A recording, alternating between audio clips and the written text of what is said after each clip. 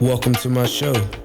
My name is Marcell Johnson, and this is a freedom experience.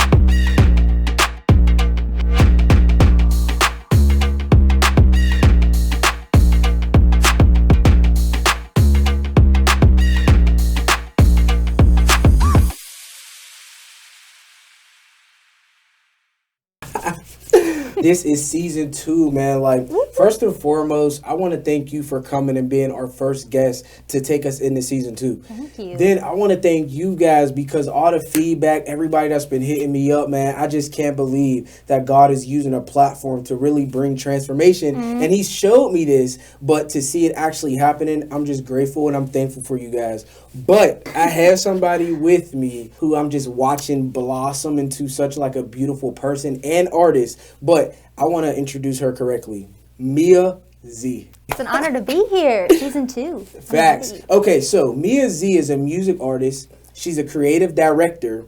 And you guys might recognize her because she was a former contestant on The Voice. It's been a minute, but she's developed so much since then, and we're going to tap into that. So first of all, man, thank you again for coming. Thank you for having me. It's an honor. All your Freedom Experience shows and series, and it's just a blessing what God's working in your life and for all of us to experience. So it's a blessing. It is. It's so really cool. Behind the scenes is so like authentic and It just is. so real. You know what I'm saying? So The crew, everybody, like the sound, what sets up, your lighting, your perfecting of everything, like your outfits. It's a whole vibe. So. it's a whole vibe. So, man, I want to jump into these questions. You ready? I'm ready. Okay, so I want to ask you, how did you discover your desire for music? This is kind of loaded. And when did you know you want to take it serious? Because she's taking this thing serious. Like, y'all are going to see her, like, doing big things in the future. Like, stay tuned. Thank you. So my desire for music definitely came from my grandparents being in music. They actually met in a big band. That's how they met each other and got Your grandma and married. granddad. Yeah. So my grandma Judy and then my grandfather John Zanotti. He played the saxophone. She was the singer. Okay. So they, got married and did the whole thing and had my mom and my uncle, who were in music, in a band for 38 years together. And 38 years, yes, of playing live in a band. Like, they did it every single weekend. They had day jobs, but they were in music and they had that passion. So it kind of just oozed into my spirit, into my surroundings. There's keyboards through my dining room, in my living room. My uncle has every instrument, and they just really opened their arms to me to be in music. Never forced me, never pressured me, but just said, this is here. And this is what, is in our blood and in our DNA. Like, this is what we do. And it just became part of my life. Like, I didn't even have to question it. How did you know you wanted to take it serious? I would say definitely by the age of 8, I took it pretty serious. Like, writing original songs with my mom and my uncle and being an original artist. I didn't really sing covers ever. Okay. Like, I never came out of the gate singing covers. It was always original music. My mom pushed that just to be your own authentic self, Yep. And I did that in a band since I was like 12. And I had a full horn section, played all around Pittsburgh, and just took it serious, like 12, 13, 14 hard rock shows all through Pittsburgh. Wow. And it was just part of my life. So young. And that's what I think. I always tell people God will expose your gift and your talent when you're young, but then the world tries to take, get you distracted. But I was just telling her off camera that the promises of God, and basically she is going to be like, she is a trailblazer, but so many things that her grandparents and other people sowed, she's going to reap it. So a lot of y'all are going to reap a harvest that other people worked for. Amen. Like, you're the one that's chosen to be able to receive that promise. But I wanted to ask you, what was the process of getting on The Voice? Ooh, so the process of that whole entire experience was basically my mom deciding to just copy and paste a song one day and like send it in for an audition. So your mom, my mom did this. She didn't really tell me about it. She was kind of sneaky with it. Like, what would you do if The Voice picked you? And I was like, I don't really think I'd go. Hey, yo, like, I love. Listen, why you would do that? Her mom. Sorry to cut you off. No, you're good. Her mom is a vibe. Like, My I want mom y'all to is. really. her mom, it's my mom like is such a blessing. Her mom is like her manager and different stuff like that. However, her mom is like her best friend. You feel me? It's not the whole momager thing. It's not that type of control. Nope. But I really want y'all, man. In the future, you're going to meet her mom. She needs so her sweet. own experience show. Yeah, she needs her own, like, exactly. So your mom basically snuck and put you in there. Yeah, she like had submitted it and like they emailed the next day back. Like, here's a private audition in Cleveland. So my uncle actually had to tell me because my mom was scared to tell me because I would be mad. So I was like, it's all good, it's all good. So we went and I auditioned there. It kind of got like just a really strange experience, I think, just singing cover songs for somebody, and I just basically said, is it okay if my mom comes in and plays? So we can just, so I actually auditioned with my mom, like she played the keys. This is what I'm saying, her mom's a vet. Yeah, like I was like, we need to like break this down, like we got to do this for real. So, and they, surprisingly, like they liked it. They had their, their comments, and we kind of just rolled with it, and I kept going on to the next audition, and on to the live shows. It was just a whole experience. And I was 15. 15 years old, yeah. What do you feel like that experience taught you, and what advice would you give to somebody who has the desire to be on a TV talent show? Absolutely. I would definitely say no going into it, like, definitely who you are. Like, don't question once you get on there, like, oh, I don't know what I'm going to sing or what I'm going to be about. Like, you know who you are. You're going to your audition. Like, be confident in what God gave you and the gifts that he gave you when you show up there. I think just being prepared for that and to not, like, waver or shift or think that if you get voted off, if you don't win, if you don't go any farther, if you only make it to the one audition that nobody sees, doesn't change the purpose that God has for you. And I feel like knowing that just because you're on live television, people get a little scared or upset or just feel like the world's going to end, and that's where the world is starting for you. God put you there for a reason, and just to embrace whatever happens in that process. So it taught you to just embrace the experience. Absolutely. And like kind of detach from the outcome. Yeah, it was not even like a competition in music. It was none of that for me. I was there just for the experience and just to be on like live television is a whole different feeling than just singing in a band. Like? It's just it's fun. Like, I didn't think it would have been. I was kind of nervous for that, but it was just like, it was craziness, but it was so put together. They cared about the artists. Like, you ate, you were fed, you were, nutritioned, you were hydrated, and you were practiced and rehearsed, and like, you knew, you felt prepared. What's the wardrobe like? Oh, the wardrobe's great. Do they make you put, like, they do a little bit. They make you kind of wear what they think sometimes, but you do get a say, and like, you're in a room just full of clothes, and you get to just go through and pick what you feel. Yeah. Wow. It's like the first time I wore a dress was like on The Voice. It was weird. Yeah, there was like some things that I was like adding eyeliner on in the bathroom because you like weren't allowed to wear a lot of makeup.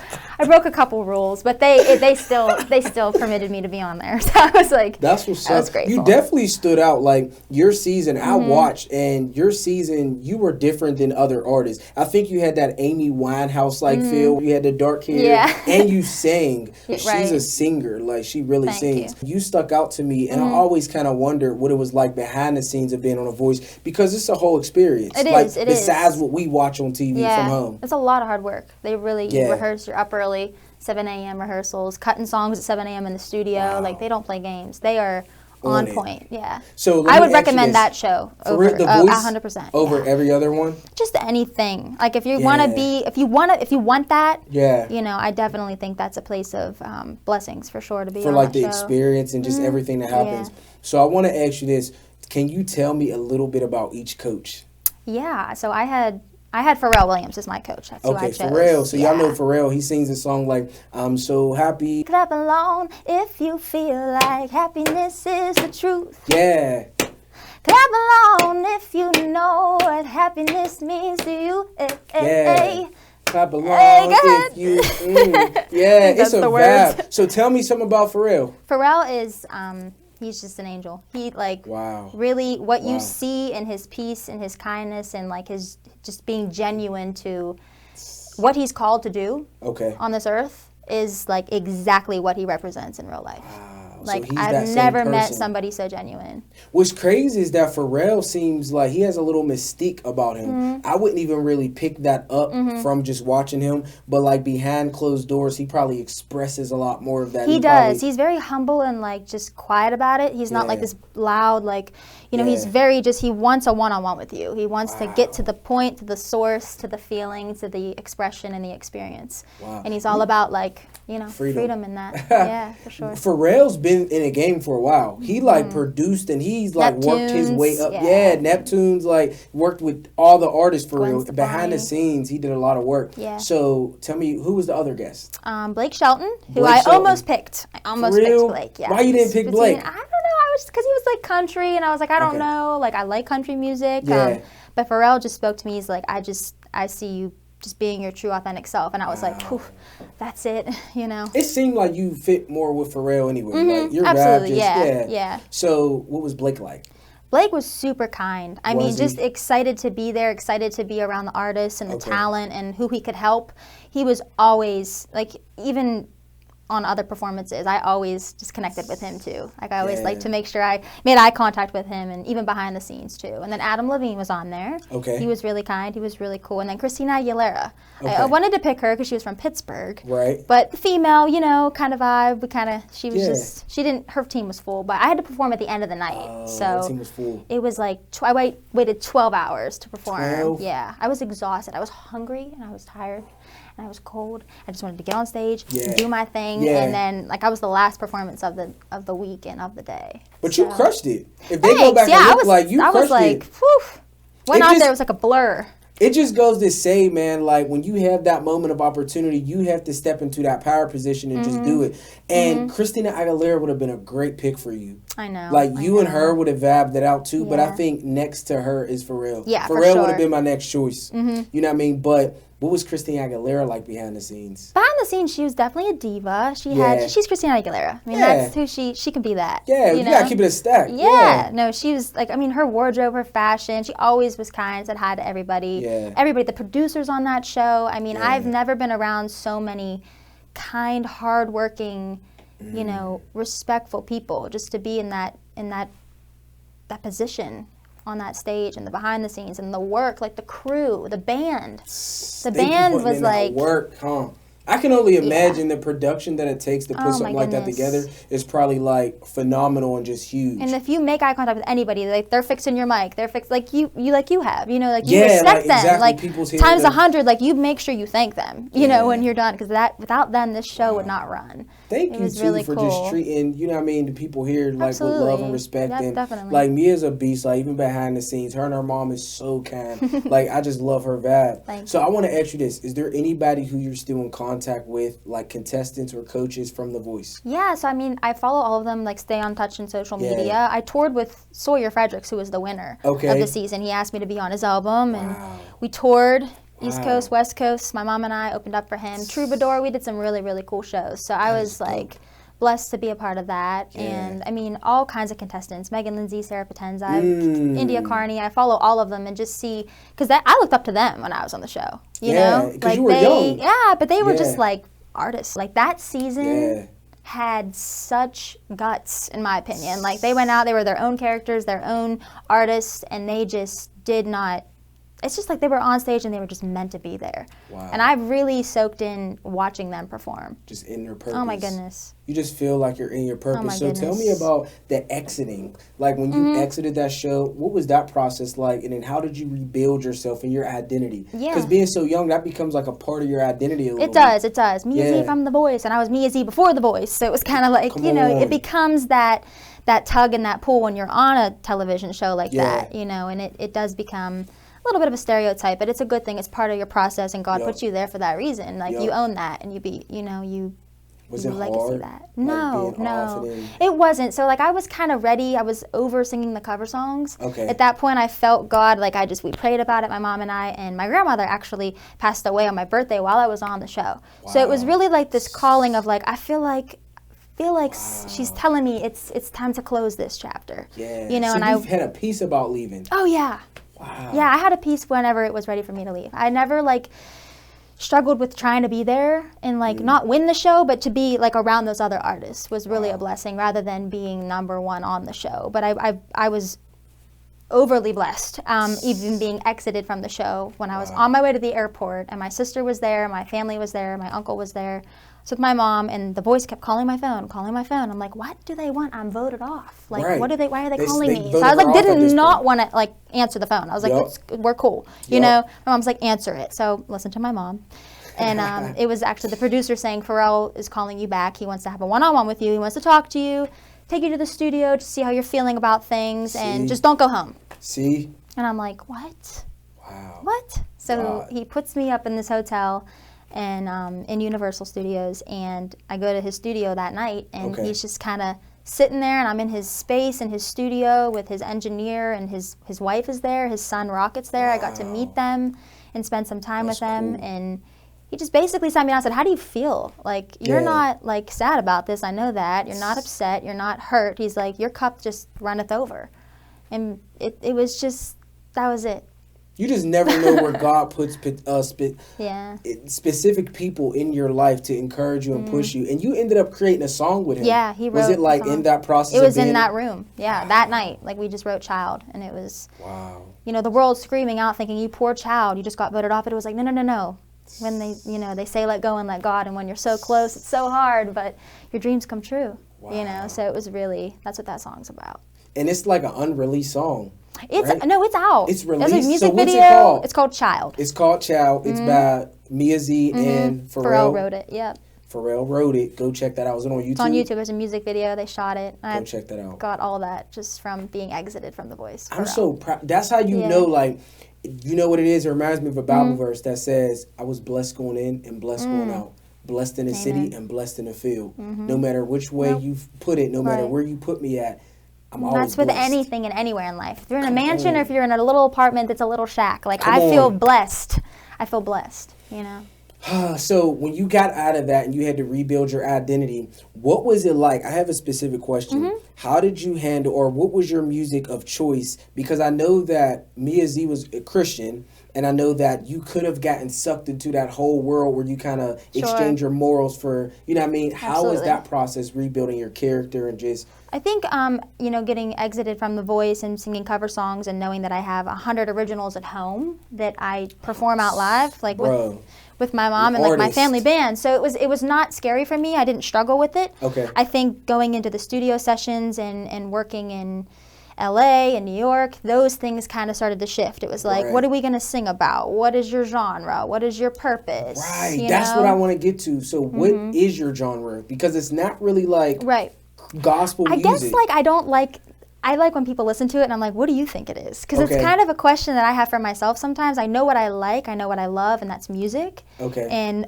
old school horns and instrumentation and guitars and bass and drums and saxophones, but put into Pro Tools in modern day. 808 strings still. But it's just this whole vibe that that's just my genre. So whatever you want to call that, I think is like this Mia Z experience. But it's like in your music, you talk about relationships. Absolutely, you talk about heartbreaks. You talk about, you pull from other family members and experiences. Yeah, but I definitely watched my sister struggle and things, and I look up to her and like I feel for even others. Like when I sing a song and I'm in a crowd and I'm looking at that person and they're staring back at me, I feel like I'm going to sing about the experience that you're going through. I may not know the pain, but I want to tap into there to see if I can relate and feel, you know, just exactly what that person's going through. I would never write a song that, you know, I couldn't relate to, I think. But just seeing somebody experience it, you still feel pain.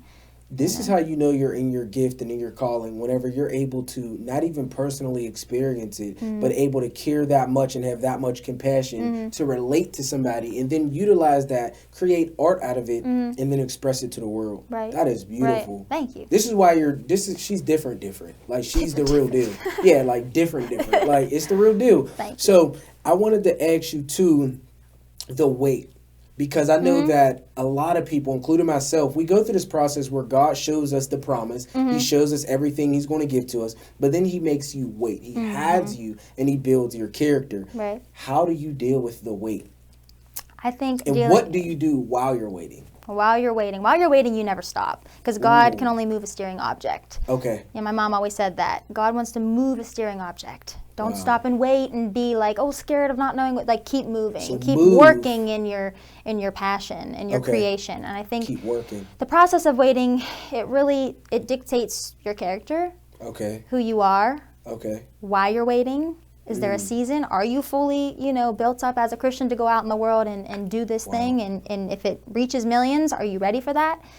And I think from being off The Voice and the whole way up until now being 23, I've really experienced a lot of building my character.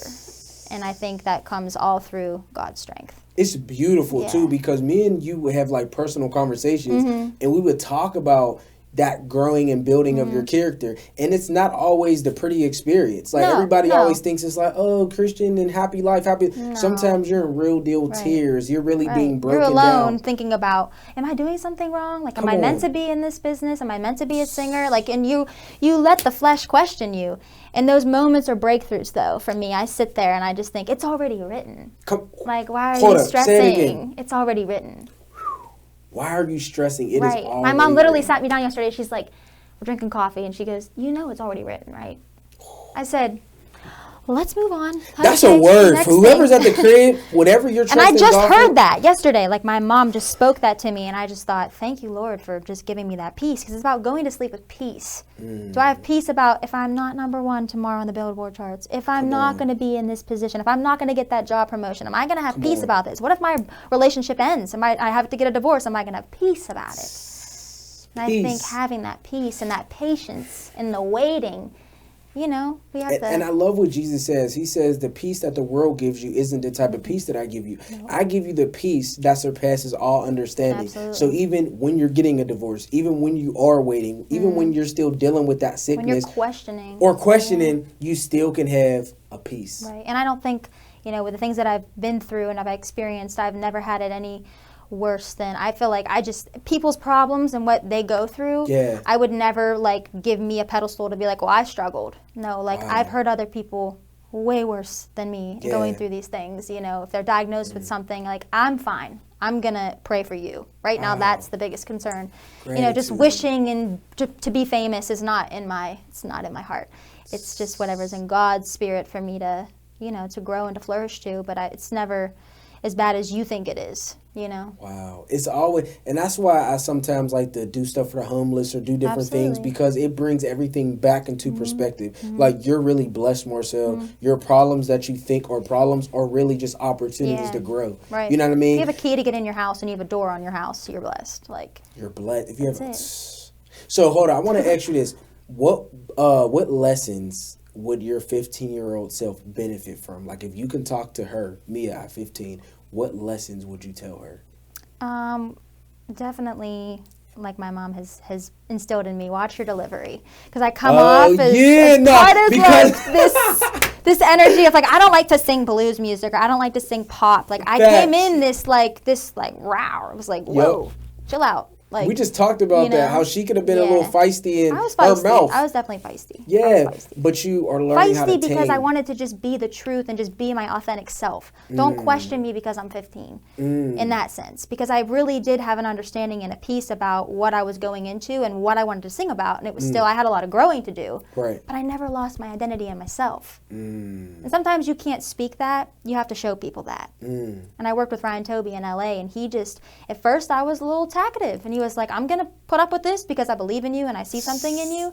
And he just rolled with me, and I just opened up, and he pushed me to grow in areas and genres and music. That's right. In belting moments that I just never thought I would have been capable of. Had he just walked away because I had a little attitude or something, or just feisty. Like I was just really like, I don't really want to sing that. Well, how do you know you don't? Did you ever try it? Wow. And I was like, well, he just shut me up. Nope, I didn't. So sometimes, though, that's a word too. Step outside of your comfort zone. Allow God to do something new in your life. Don't be so closed-minded, because you could be missing or blocking. Still learning that. Blocking blessings and opportunities. Still learning that.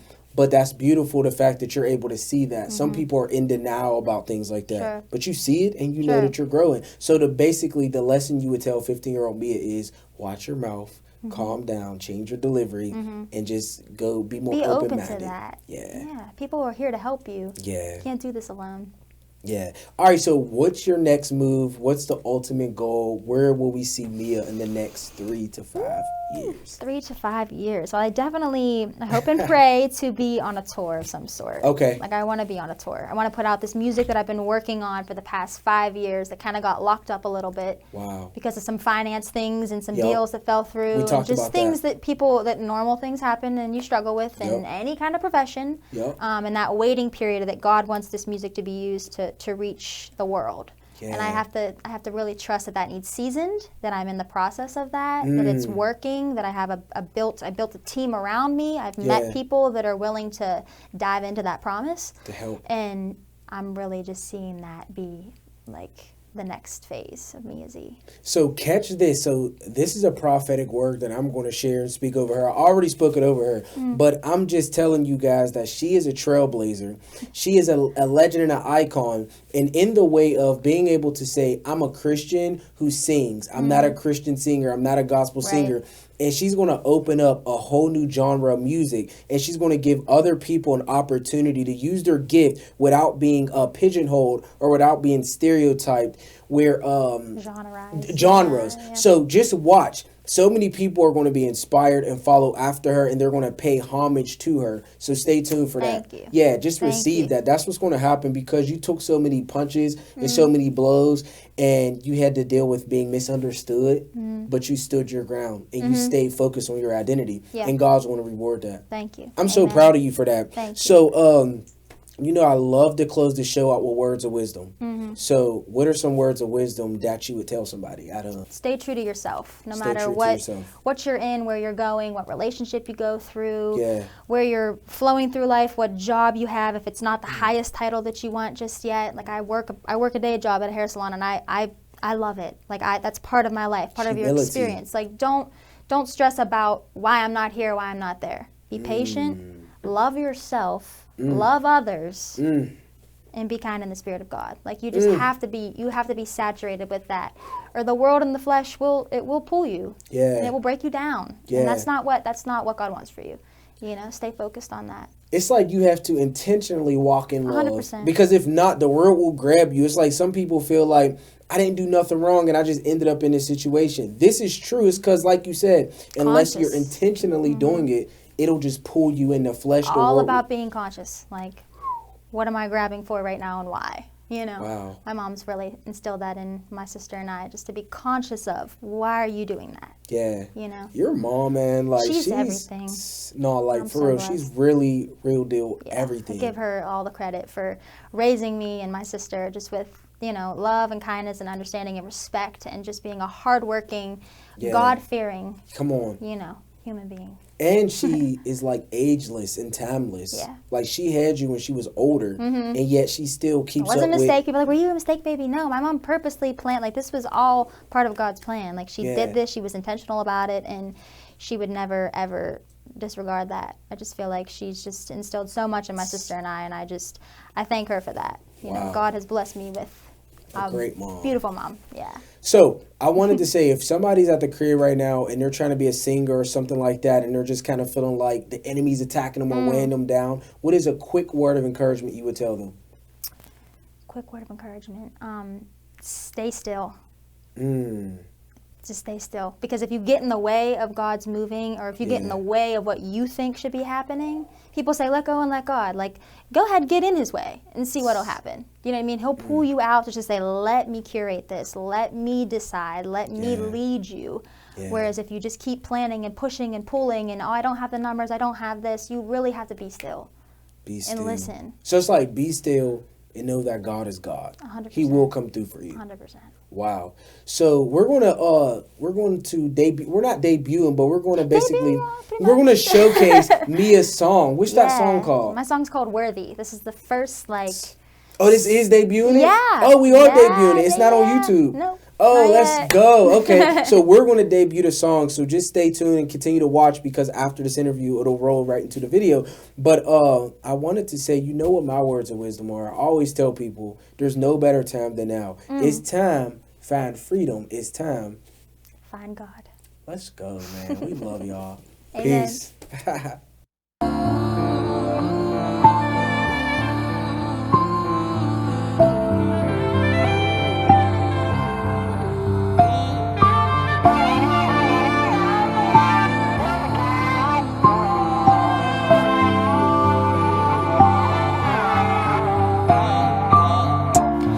Look in the sky, the stars they shine, just like he said they would. From gods to earth, in flesh we heard, just like he said they would. Wait, wait, in the name of glory. Hate, hate, it has no place. Wait, wait, I know you worry. Wait, wait, there's another way. Wait, wait, in the name of glory. Wait, wait, there's another way. We just gotta know we're worthy, like Jesus said we're holy.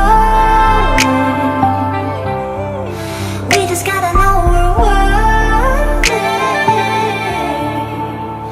yeah, just like he said we were.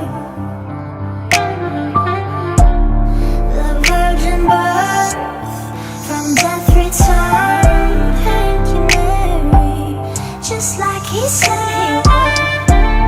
He paid the price, eternal life, just like he said he would. Wait, wait, in the name of glory. Hate, hate, it has no place. Wait, wait, I know you worry. Wait, wait, there's another way.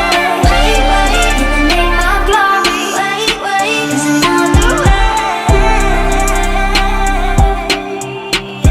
We just gotta know we're worthy, like Jesus said we're holy. We just gotta know we're worthy, yeah, just like he said.